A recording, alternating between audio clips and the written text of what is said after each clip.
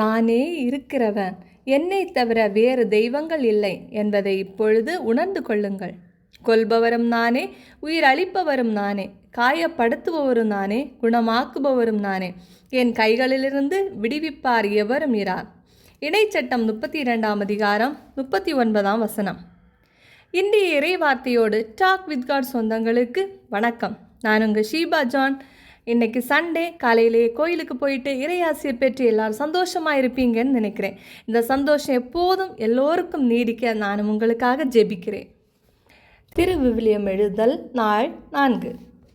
இன்றைய நாள் தொடக்க நூல் 1ஆம் அதிகாரத்தில் அடங்கியுள்ள சின்ன சின்ன சுவாரஸ்யங்களை உங்களோடு பகிர்ந்து கொள்ளலாம் என்று நினைக்கிறேன்.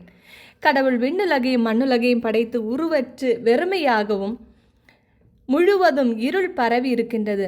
இதில் ஒரு அழகு என்னவென்றால், அங்கு நீர்த்திரளின் மேல் கடவுளின் ஆவி அசைந்தாடிக்கொண்டிருந்தது. ஒளி தோன்றுக என்றார், ஒளி தோன்றிற்று. ஒளியையும் இருளையும் பிரித்து ஒளிக்கு பகல் என்றும் இருளுக்கு இரவு என்றும் பெயரிட்டு முதல் நாள் முடிவு செய்கின்றார். காலை முதல் மாலை வரை கடவுள் திட்டம் தீட்டி ஒவ்வொன்றையும் செய்கின்றவராக இருக்கின்றார். நாம் நம்முடைய செயல்களில் எத்தகையவர்களாக இருக்கின்றோம் சற்று சிந்தித்து பாருங்கள்.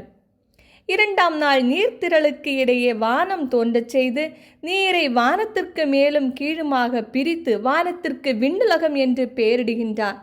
3ஆம் நாள் விண்ணுலகுக்கு கீழுள்ள நீர் ஒன்று சேர்த்து உலர்ந்த தரை உண்டாக்கி அதற்கு நிலம் என்றும் ஒன்று திரண்ட நீருக்கு கடல் என்றும் பெயரிட்டு புற்பூண்டுகளையும் விதை தரும் செடிகள் கனி தரும் பழமரங்களையும் விளைவித்து அனைத்தும் பார்க்கின்றார். மிகவும் அழகாக இருக்கின்றது. 3 நாள் நிறைவு பெறுகின்றது.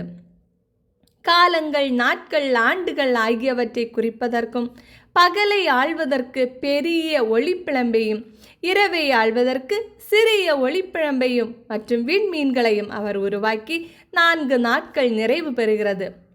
5ஆம் நாள் திரளான நீரில் நீந்தி வாழும் உயிரினங்கள், தண்ணீரில் தோற்றுவித்து வானத்தில் அழகிய பறவைகள் பரபரவாக என்றார்.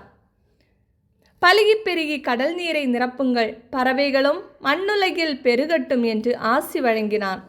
6ஆம் நாள் கால்நடைகள், ஊர்வன, காட்டு விலங்குகள் ஆகியவற்றை அவ்வவற்றின் இனத்தின்படி நிலம் தோற்றுவிப்பதாக என்றார். அனைத்தும் நல்லது என்று கண்டார். இறுதியாக கடவுள் தம் உருவிலும் மானிடரை படைத்தார். ஆணும் பெண்ணுமாக படைத்தான். தாம் 6 நாட்கள் திட்டமிட்டு படைத்த அனைத்தையும் அவர்களுக்கு கொடுக்கின்றார்.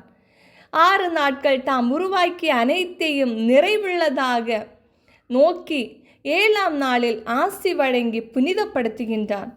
கடவுள் ஆசி வழங்கி புனிதப்படுத்தும் ஒவ்வொன்றையும் நாம் எப்படி பயன்படுத்துகின்றோம், எப்படி நாம் பார்க்கின்றோம் என்பதையும் சற்று ஆராய்ந்து தான் பார்க்க வேண்டும்.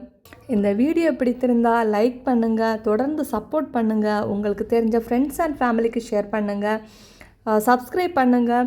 இறையோடு உறவாட எங்களோடு இருங்க. மீண்டும் சந்திப்போம். அன்புடன் உங்கள் ஷீபா ஜான்.